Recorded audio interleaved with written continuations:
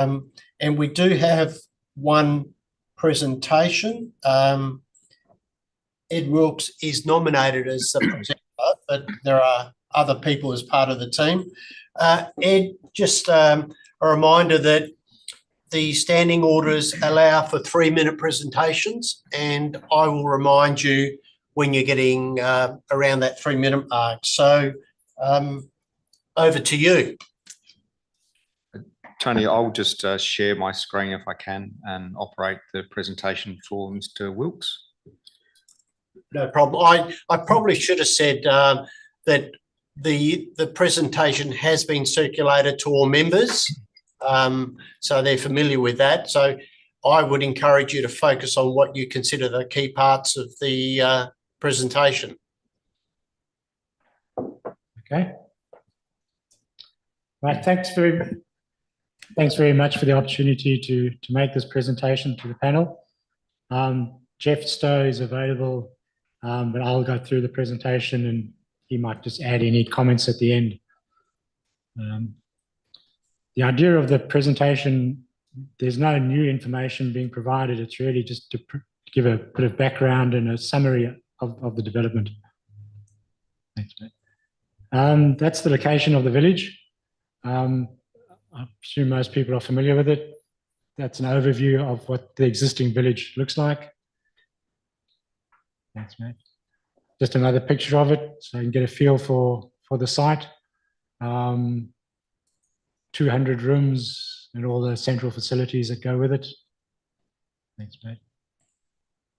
So the existing village, we've got 200 rooms, got a kitchen, dining room, laundries, admin, gym and rec room. We're on mains water and power supply, and we have an on-site wastewater treatment.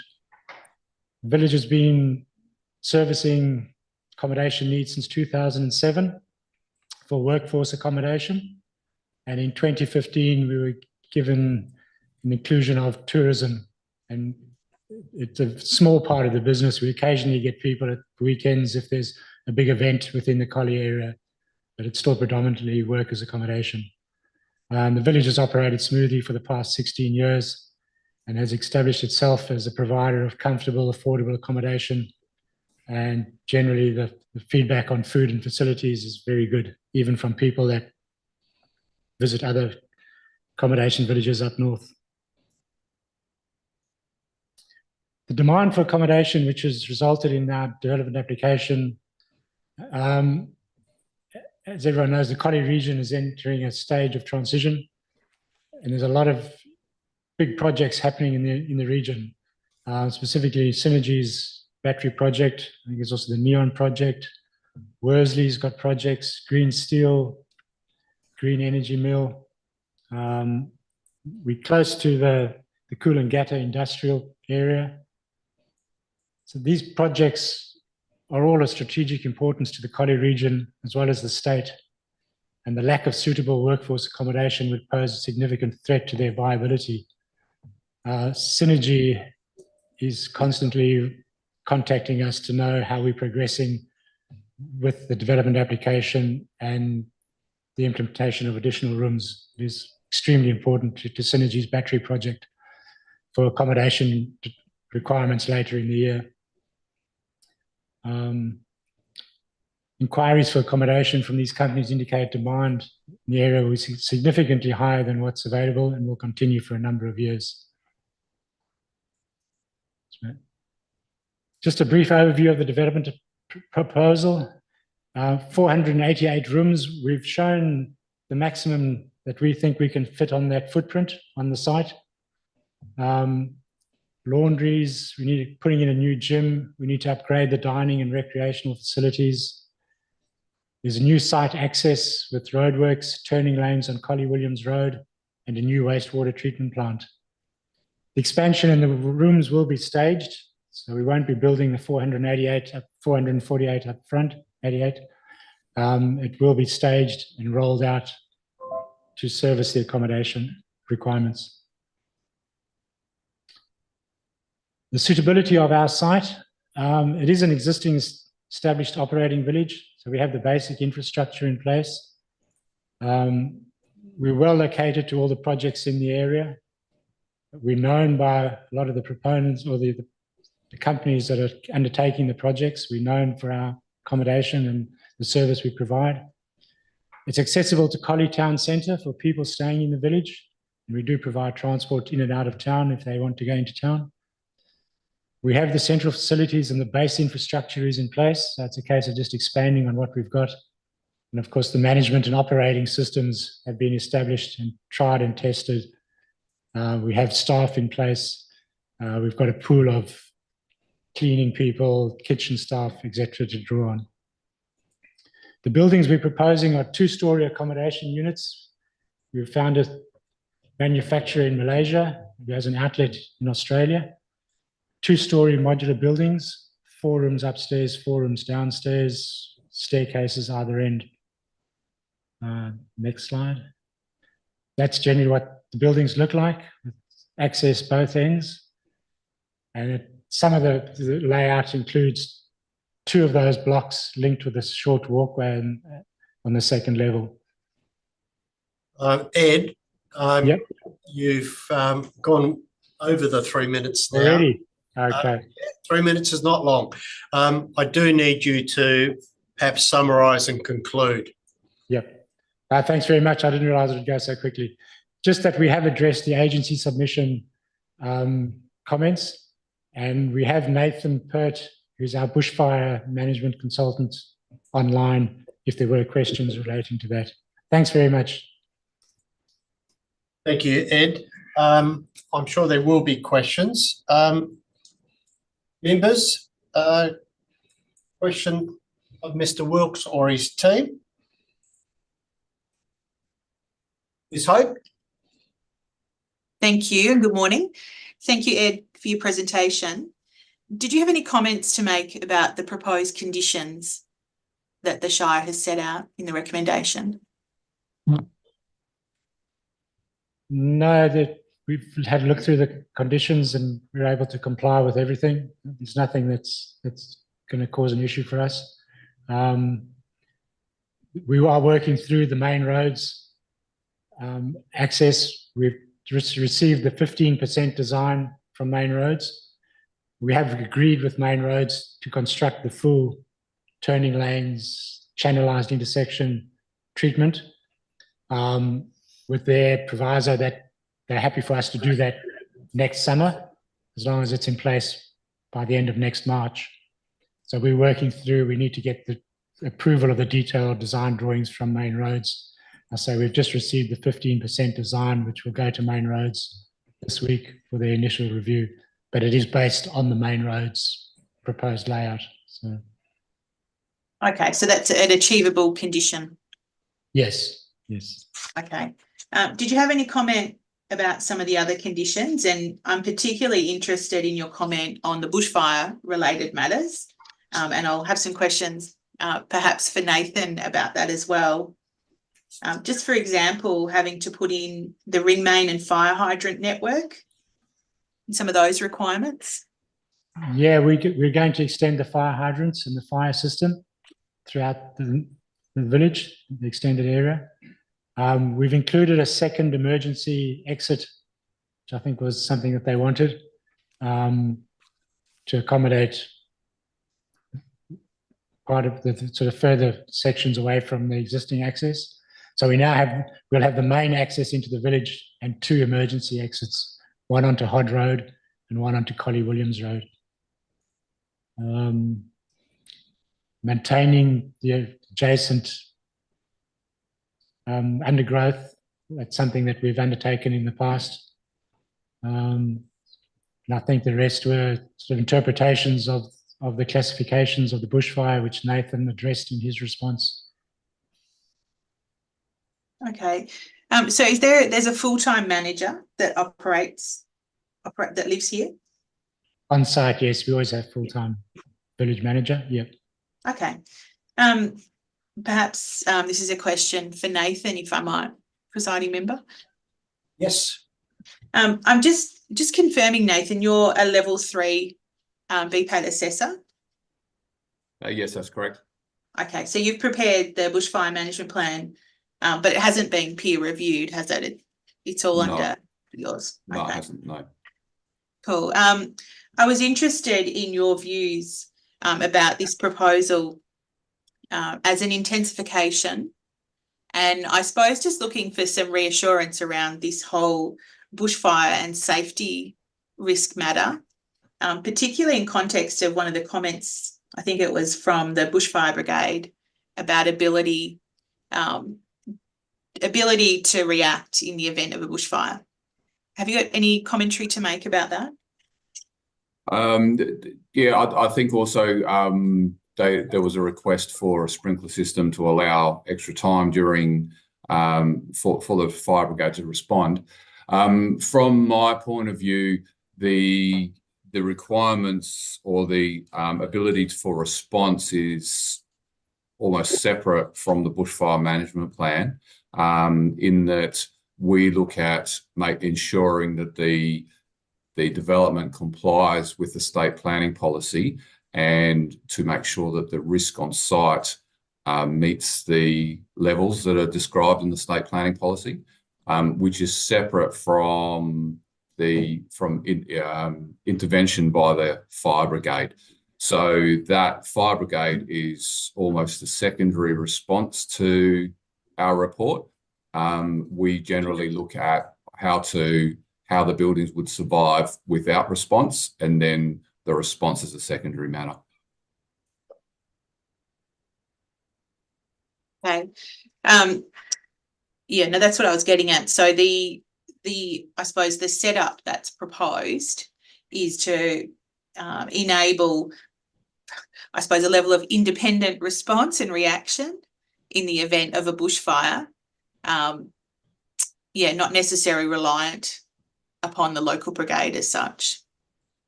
Yeah, that's correct. So the bushfire management plans allowed for an asset protection zone, which is an area that vegetation is reduced, and so therefore reduces the bushfire risk to the new buildings. So the prescribed level that the new buildings would be exposed to is BAL 29. Then the construction requirements are that those buildings will be constructed to BAL 29 from AS 3959, which in theory ensures that those buildings would survive a bushfire going through those areas without further intervention. Okay. So even in terms of this modular type construction, that's still satisfactory in that regard? Oh yeah, the modular type construction can comply with BAL 29 quite easily. Okay. Obviously bushfire risk and this safety matter is a critical matter to consider. Had you considered the sheltering in place? I know this panel has considered some other proposals, including some nearby, I understand, that include the option to shelter in place. Is that something that was considered here, or was it these other options were considered to be adequate? Yeah, we've considered that in the emergency evacuation plan, but as a secondary measure. The first response would be to evacuate the site, given that there's a good road, Collie Williams Road, which can go straight into an alternative area. So that's in the emergency evacuation plan. That's been our first recommendation. There is the opportunity to shelter in place, particularly because these buildings will be built to the required BAL level. So there is that opportunity if that is required, but it would be a secondary option. And then you've also got some buildings that are going to be built to BAL 29 level. However, the BAL levels are going to be 19 and 12.5. So those will be safer buildings. However, the option would be to first of all evacuate the site. Okay. Thank you. They were the only questions I had at this point, presiding member. Thank you. Just Nathan, in terms of the issue of fire management, you mentioned the two accesses. The emergency access, the RAR suggests that Main Roads hasn't agreed to it. Yes. I wouldn't know about that. Sorry. I know that there was talk with main roads, and then we've got a secondary emergency access way. I thought that was part of the approved strategy. Okay. Ed, can you clarify that? We've shown the position of the second access onto Collie Williams Road, but I haven't had anything back from main roads. Okay. We understood in our discussions, as long as it's an access which is kept locked so that people can't use it just normally, and it can only be opened in the event of an emergency, that it would be acceptable. I haven't had a formal response from them. Yeah. Well, the RAR suggests Main Roads is opposed to that, and it is a road in their control. I'll pose that question to the Shire officers and in terms of understanding that detail. Members, any further questions of Mr. Wilkes or his team? All right. Thank you for your presentation. We will now move to the Shire officers, and we've got Isabel Fry and Matt Young. Before we sort of get to questions, do either of you want to make a sort of general comment about the proposal?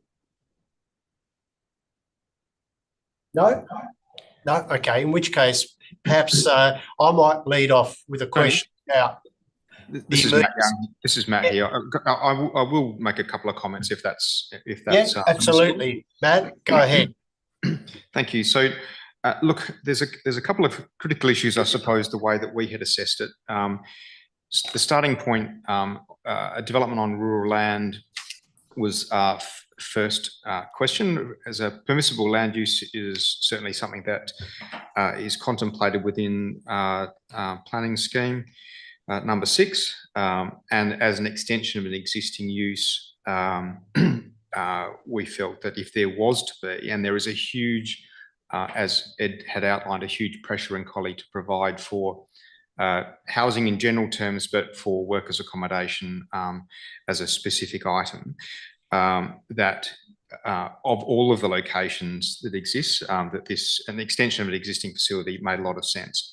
And certainly in terms of our understanding of the facility itself, the original kitchen capacity was always sized to be in the order of 600 odd rooms, although only 200 odd were built at the time. So there was always a contemplation of this project site to be expanded when the need presented itself. It's safe to say, again, if I just keep on the line of a non-rural use in a rural zone, that the land site area is in the order of about 79 hectares. And this facility is located at the extreme, very pointy end of this lot, such that from an agricultural perspective, it doesn't impinge on the ability of the landowner. And so in this case, this is a leasehold over a portion of a much larger lot. It allows for that rural landowner to maintain the sort of agricultural use of the land. So we didn't feel that it was prejudicial in terms of agricultural available land and the operation of that land from a rural perspective. The proximity of this site in the context of the Coolangatta industrial estate is a key factor for us as well. The Coolangatta industrial site, from the state government's perspective, is one of the key areas that is receiving government support for the planning for the land assembly, and to turn that area into something that will provide for the long-term employment needs of Collie and the region in general terms. Currently out in the Coolangatta area is 2 power stations. We've got the Blue Water Power Station, which is really the reason why this facility was built in the first instance, was for the construction of that power station.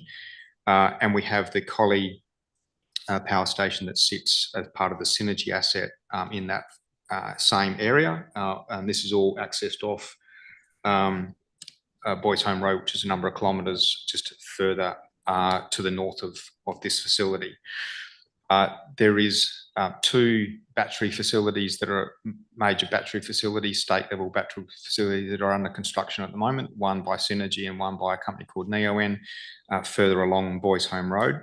And we have the West Track remote training facility that is also located adjacent to the Blue Waters site.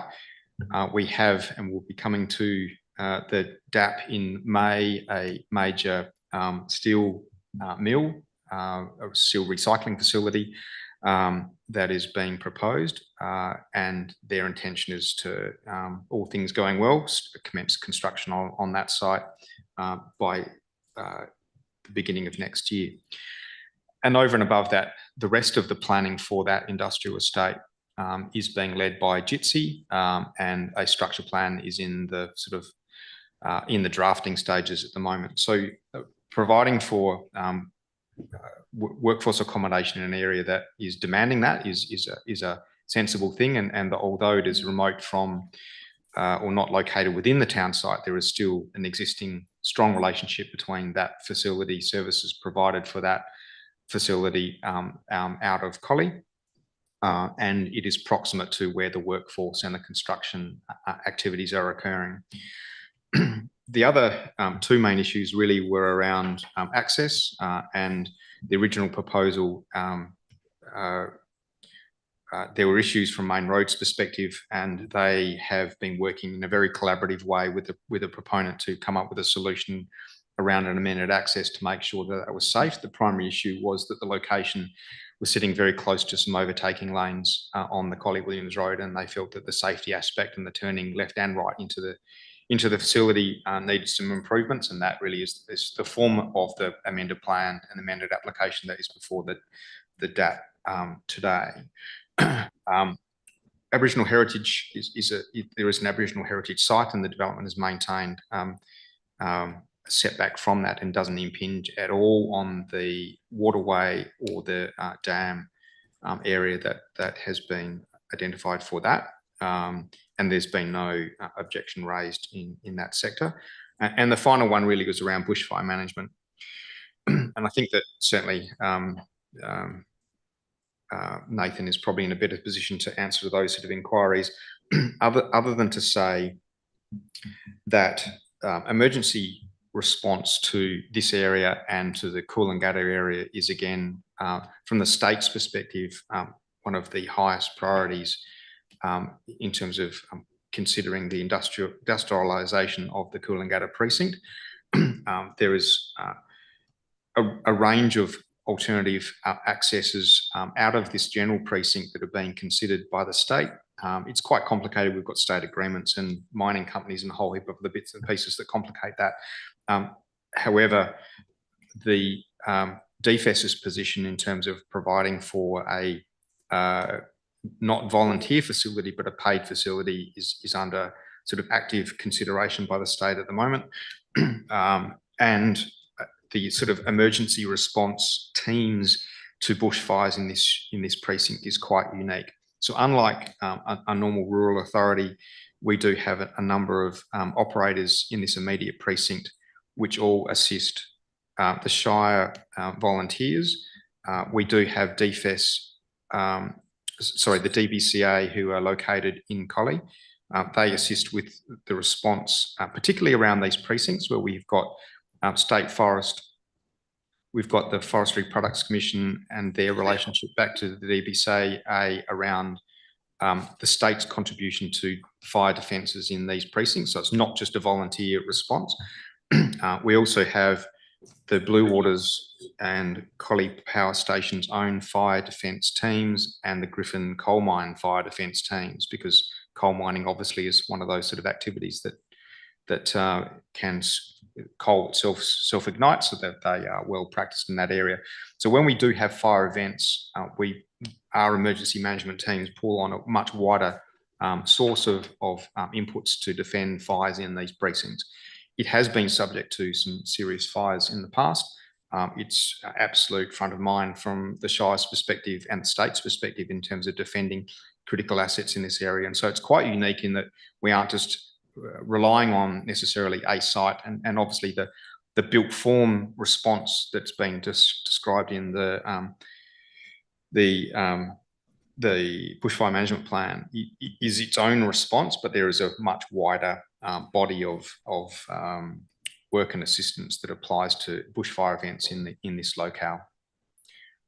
So that was it. Thank you. Thanks, Matt. For that overview. Members, questions of the Shire officers?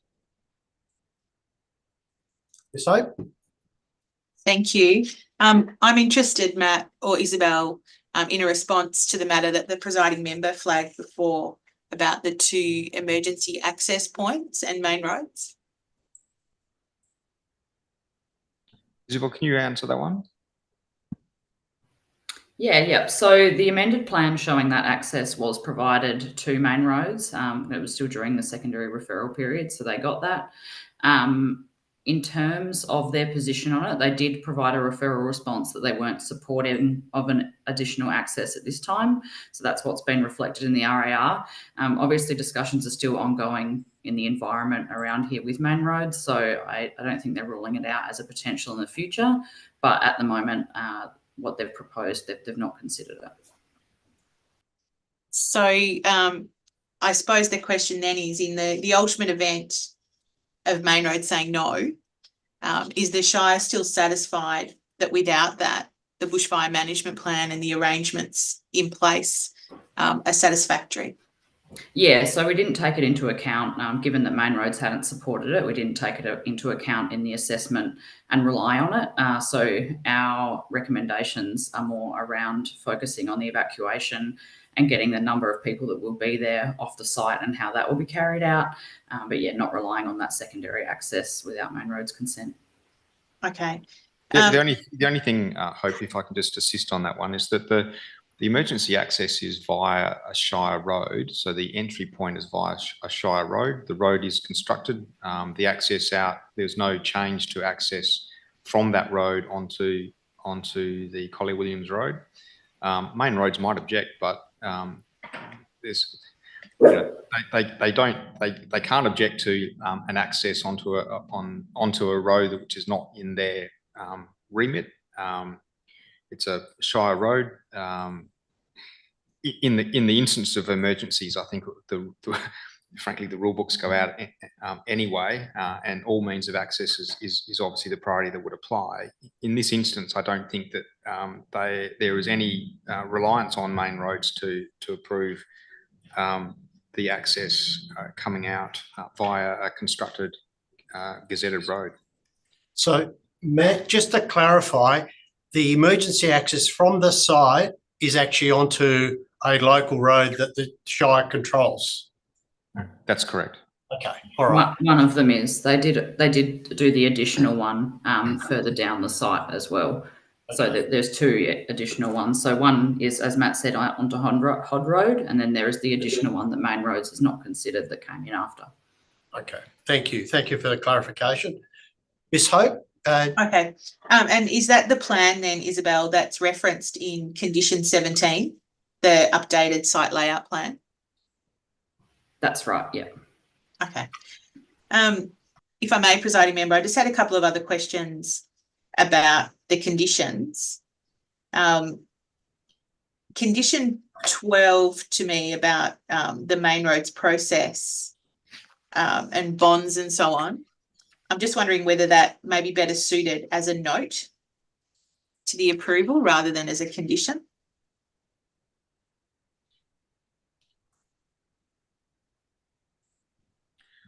Look, this is Matt here. Certainly, in terms of I concur. It could be referenced in that way. It would still stand. I think that the arrangements for the design and implementation of that is fully understood and will be implemented. Yeah. Not a major concern. Just in terms of this timing matter then, obviously the proponent has made moves with main roads to gain approval and get things in motion for constructing this new accessway. Is condition 11, I'm just wondering whether that requires just a little bit of rewording. You've got conditions at the end that are quite clearly about things that need to be done prior to the development operating. But perhaps with this accessway, there may be, the timing may not quite align if it's built next summer, for example.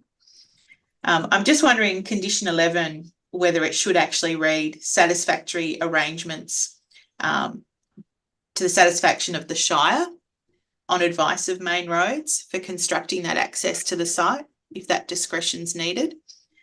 Simply because at the moment it leaves that in the hands of Main Roads, and there's no other condition as far as I can see about requiring that access to support the development as such. Probably said that in quite a roundabout way. I think that would be helpful. I can certainly appreciate and understand your commentary around that. We would support that. Okay. I don't think I had any other questions. I think, other than to emphasise, I think that question of bushfire and bushfire risk is clearly a very important matter that comes before the panel consistently, including circumstances where DFES provide, they don't provide their full support.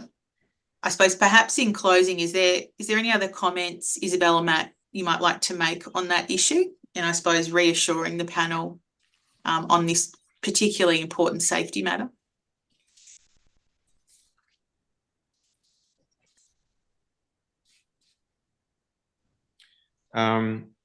Look,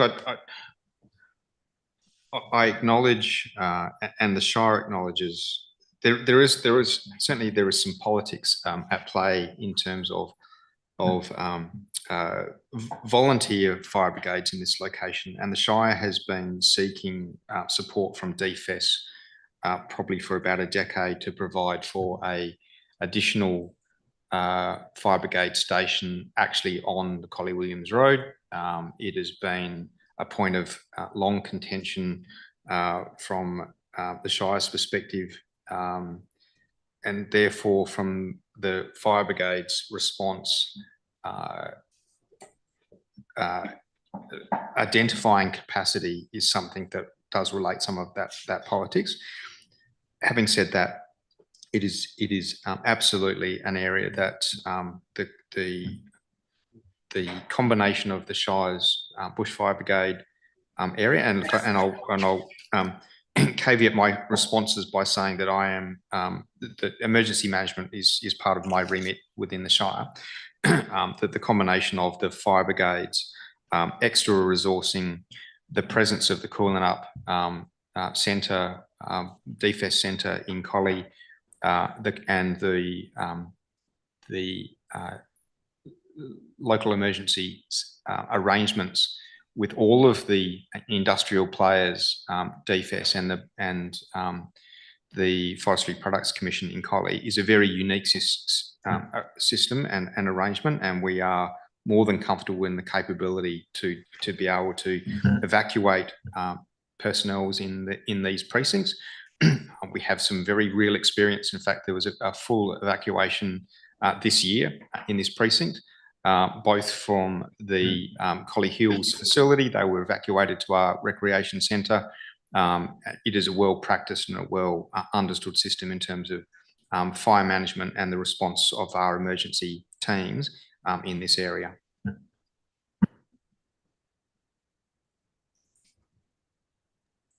Thank you. I don't have any further questions. Members, any other questions? A lot of my questions are in regards to the conditions, and so just on the back of Ms. Hope's discussions about the conditions on the access arrangements with Main Roads.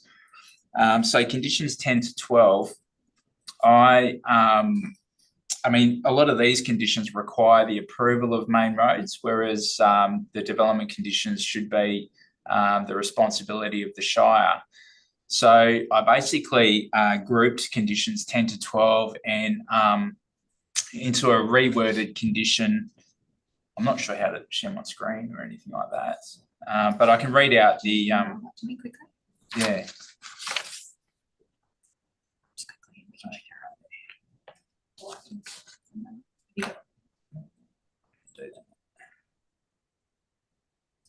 come up. Oh, not connected to the internet.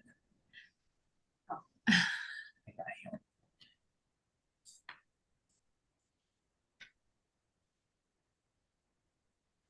While Oh, Mr. yeah, you Page can is do doing that, I did have a question around the operation of the facility.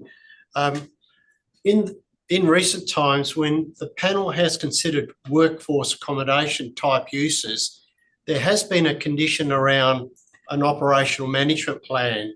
And on my review, I don't think there is such a condition. Perhaps you can sort of clarify that, particularly given that it's not simply workforce accommodation. It is a tourist accommodation facility, and ensuring that there is sort of management regimes around that. Is that something that the Shire has considered?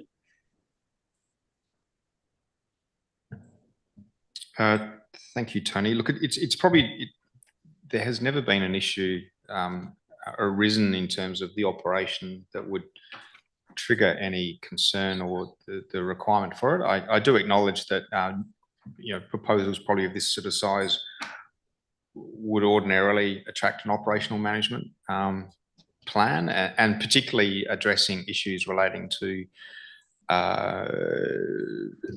on-site management, complaint management, potentially waste and other things and delivery matters. It has been well managed, and we haven't asked for that. I'm not to say that we would be closed to the requirement at all. It sounds reasonable, but it's never presented as a problem, and we haven't simply therefore contemplated it as a requirement. Yes, and look, I've no doubt that based on the information provided, it has been well managed. But what we're talking about now is a substantial increase and adding a substantial tourist element. So my view would be that that would just provide that opportunities to ensure that it continues to be well managed in a formal sense. Okay. Yeah, I would concur with the presiding member, because in the RAR on page 13, the scheme under clause 32.17, which is workforce accommodation, the RAR mentions the requirement for a workforce management plan, and that the report did recommend that a condition be imposed to require a workforce management plan. So, yeah, I would agree. I think a new condition may be appropriate which is what the operational management plan, I think, Mr. Arias was referring to.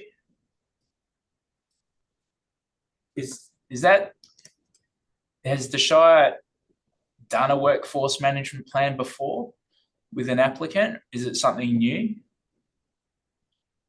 So I think it would be fair to say it hasn't been a requirement that we've applied in the past, but in my experience, I have dealt with them in other locations, but probably not at Collie.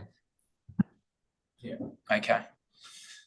Mr. Page. So just backtracking to conditions 10 to 12, if I just put an alternative condition on the screen, which basically you can see it there. So it's prior to commencement, the applicant shall demonstrate suitable access arrangements to the proposed development, which is the new access arrangements in negotiation with Main Roads and in keeping with the updated site plan. So should it include subclause A, detailed engineering design, staging and construction of access, and the applicant paying for the full costs of this access, which are the requirements that Main Roads put in their submission.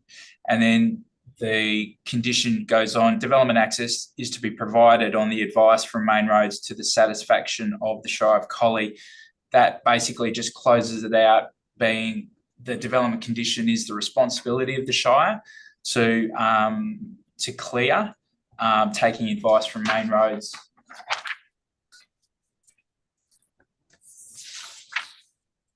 Does that seem okay to the Shire and the panel?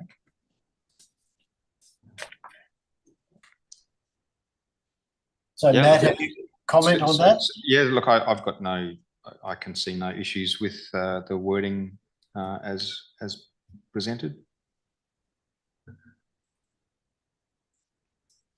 So that would replace conditions 10 to 12 into that reworded single condition.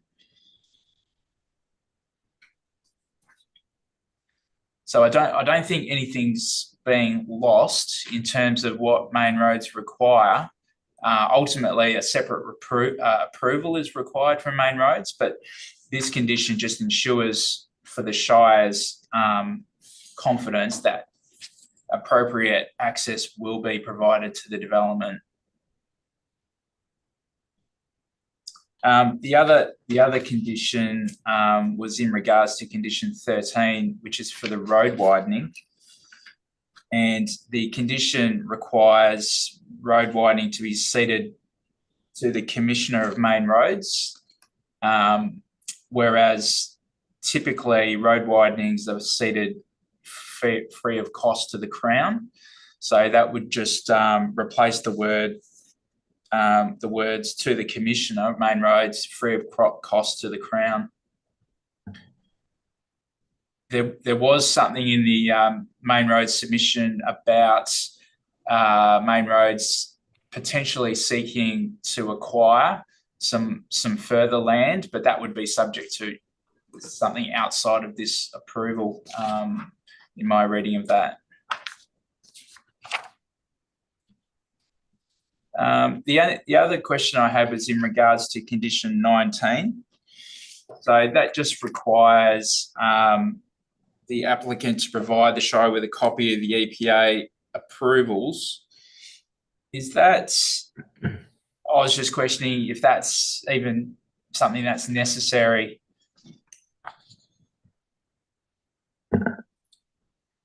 Thank you, Justin. Look, the approvals will be required and will stand in any event. You know, we would be happy if the condition was deleted. Yeah. And condition 14, I just can you just run through what the purpose of that condition would be?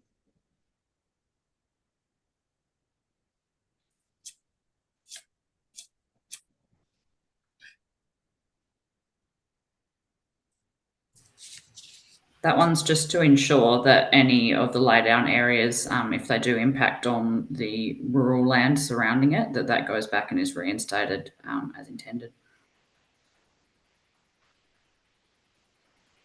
So the laydown and temporary workforce parking areas, is that part of the construction or Yeah, that's right. Yeah, because it'll be staged. Because of how the staging will work, there would likely be time where some of the area outside the development footprint may be impacted by the laydown areas. So it's just to make sure that everything's reinstated as planned. Yeah, okay. And the only other condition, question I have is in regard to condition number 7, which to my reading could be a duplication of condition number 2.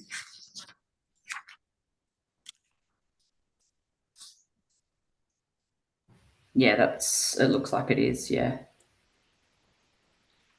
Okay.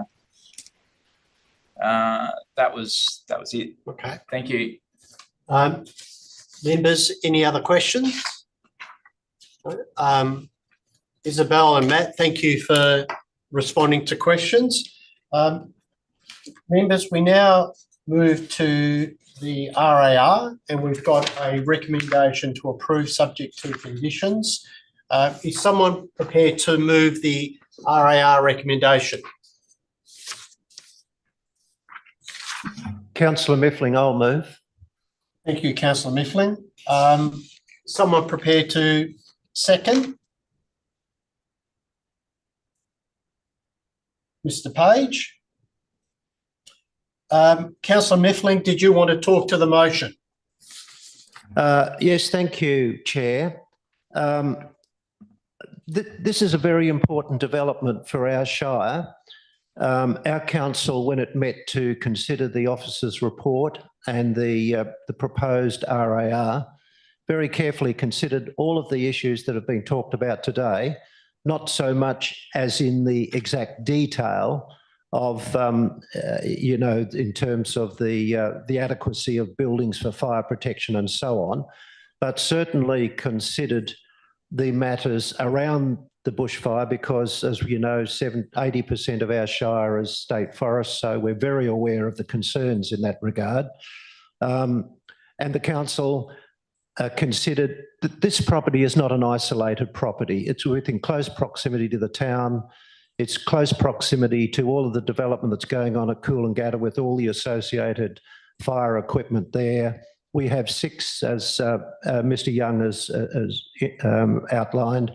We have 6 bushfire brigades. We have the DBCA. We have all of that other infrastructure that all comes to be part of any bushfire scenario in our Shire. So when the council considered all of that in total, it was satisfied that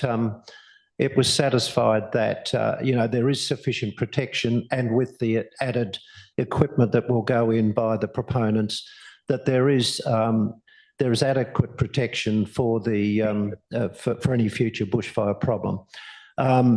The fact that, and the council did look at the fact that it is to include a tourism component.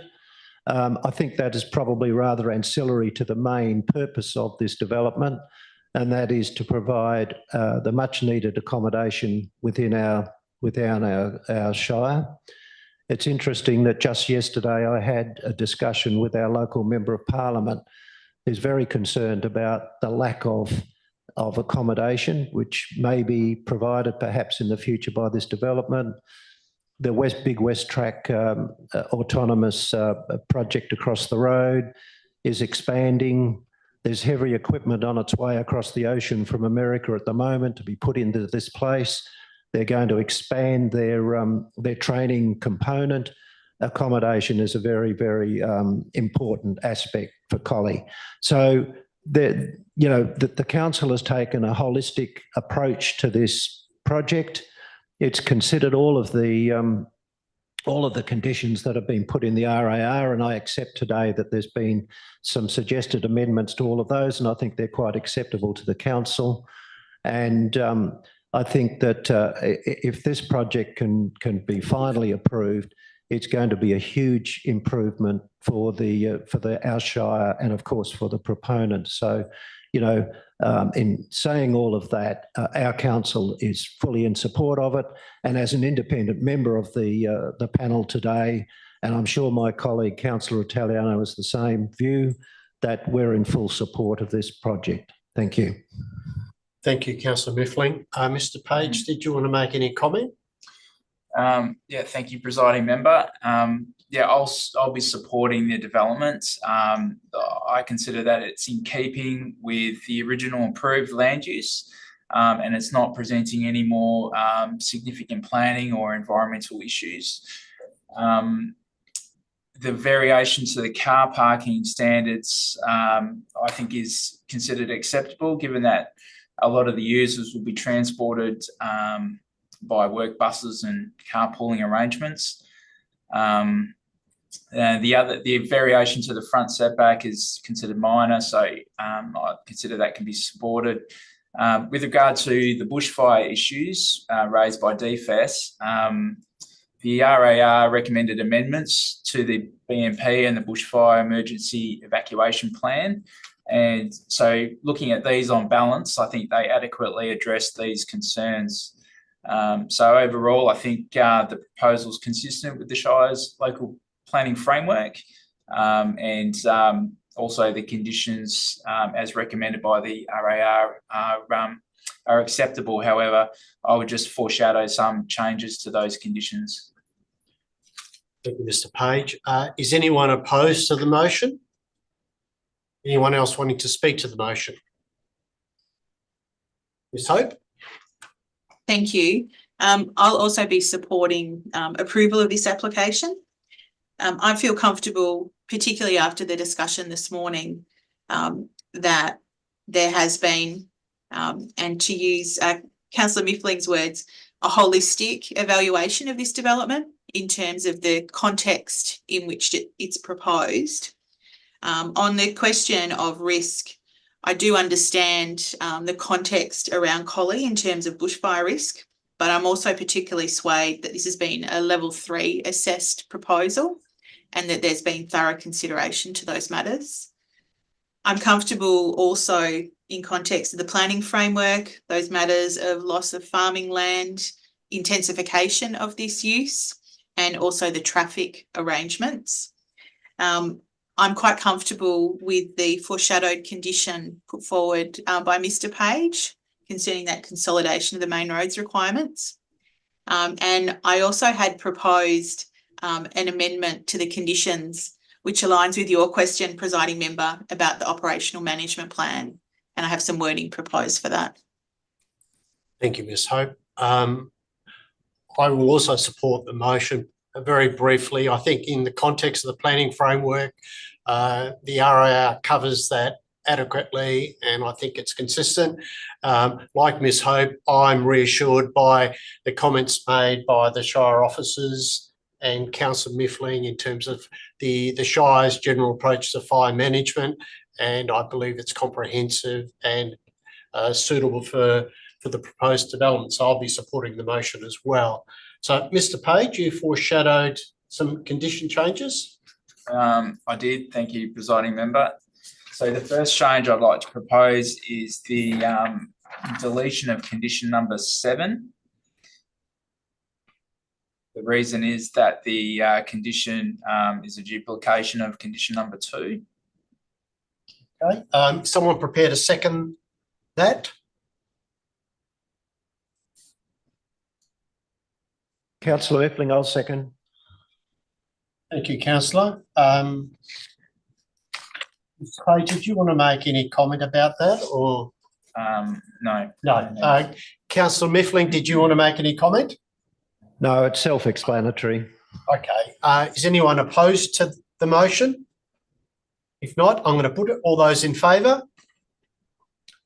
That's unanimous, councillors? The next change is in regards to the deletion of conditions 10 to 12 and replacing it with that alternative condition wording that was shared previously. Okay. Is someone prepared to second that? Ms Hope? Mr Page, did you want to make any comment? No, I think that was self-explanatory. Yep. Ms Hope, did you want to make any comment? No. Is anyone opposed to that motion? If not, I'm going to put that. All those in favour? That's unanimous. The next change was regarding condition 13 for the road widening, and that was just to replace, to remove the words Commissioner of Main Roads and replace it with free of cost to the Crown. Is there a seconder for that motion? Seconded, Councillor Mifflin. Thank you, councillor. Ms Page, did you want to make any comment? Other than Collie Williams Road is not a freehold lot registered to the Commissioner of Main Roads. It's Crown land for a road reserve. So typically it's ceded to the Crown. Thank you. Councillor Mifflin, did you want to make any comment? Thank you, Chair. Only to the point that even Shire roads are not in the ownership of Shire. They're under the Crown, and this just makes sense. Thank you. Is anyone opposed to that? If not, I'm going to put that. All those in favour? That's unanimous. I had a minor change to condition 16.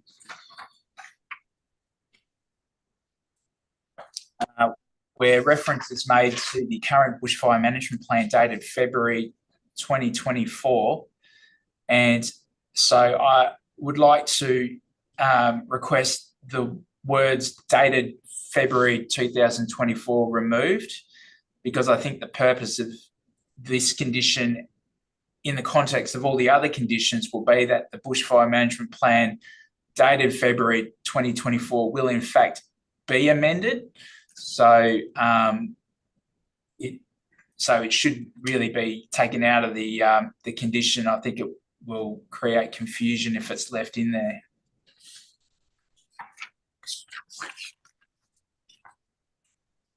So just clarifying, should it make some reference to the satisfaction of the local government?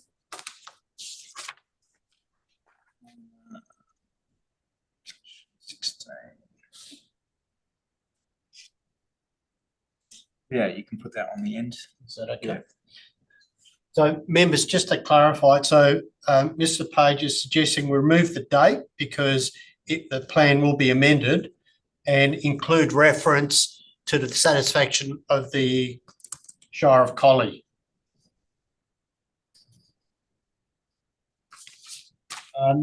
Is someone prepared to second that?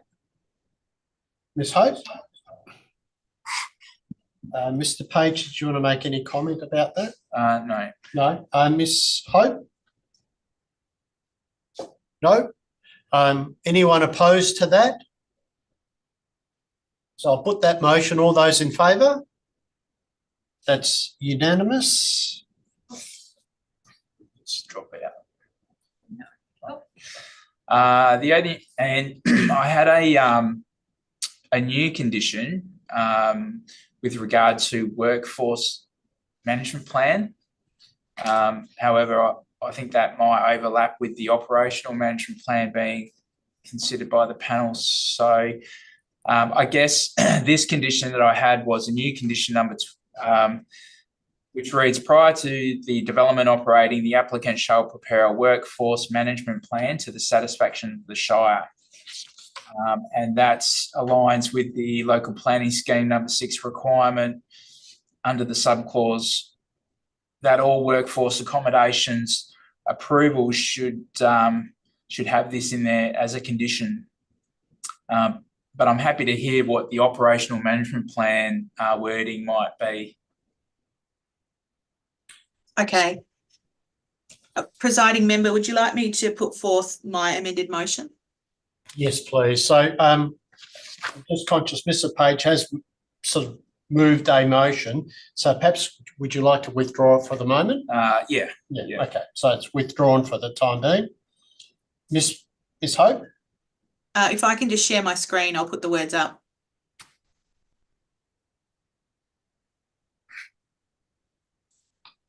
Has that come up?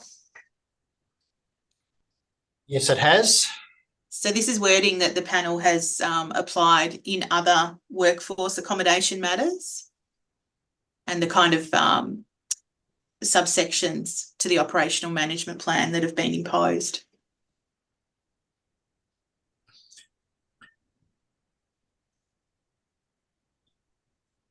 So, Ms. Hope, given Mr. Page's comment about workforce accommodation management. It's just workforce management plan. Workforce management plan.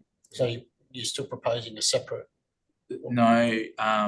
So I'm happy with that alternative wording because it captures the intent of, I think, what the scheme's requirement for a workforce management plan might look like. So I would just substitute, instead of operational management plan, in this particular case, the words workforce management plan, just to align with the terminology used in the scheme.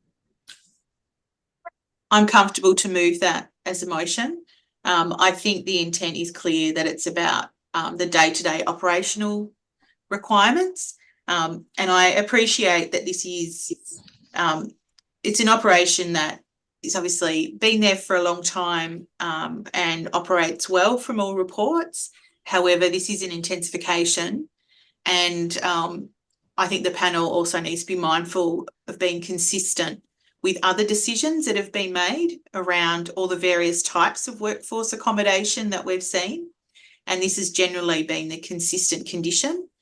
But I also appreciate your comments, Mr. Page, about being consistent with the language in the scheme. Thank you. So, Mr. Page, you're prepared to second that? I'll second that. Okay. Is anyone opposed to that motion? If not, I'm going to put that. All those in favour? That's unanimous.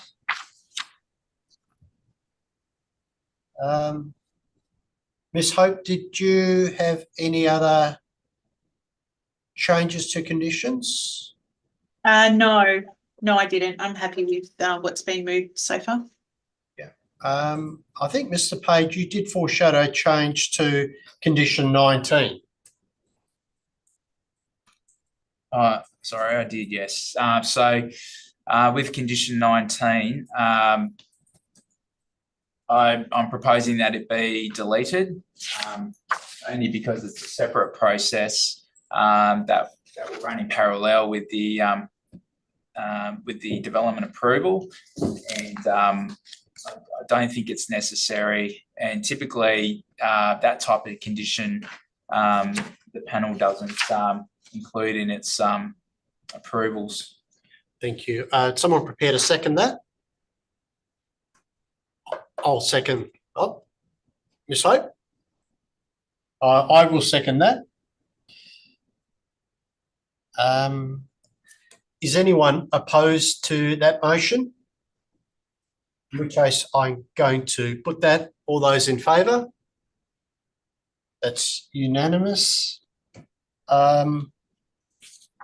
Page, was there anything else in terms of conditions? No, that was it. Thanks. Ms. Hope, did you have anything further? Councillor Mifflin, Councillor Italiano, did you have anything further in terms of conditions? No, thank you, presiding member. Thank you. In which case, I'll revert back to Councillor Mifflin as the mover of the motion. Councillor Mifflin, did you want to make any closing remarks? Thank you, presiding member. No, well, only to the point that I think we've satisfactorily gone through this whole process, and I think we fine-tuned it to a point where it's quite acceptable to the council, and I hope it's acceptable to the rest of the panel. So thank you. Thank you, Councillor Mifflin. So we have a motion to approve subject to conditions, a few of which have been modified. I'm going to put that motion. All those in favour?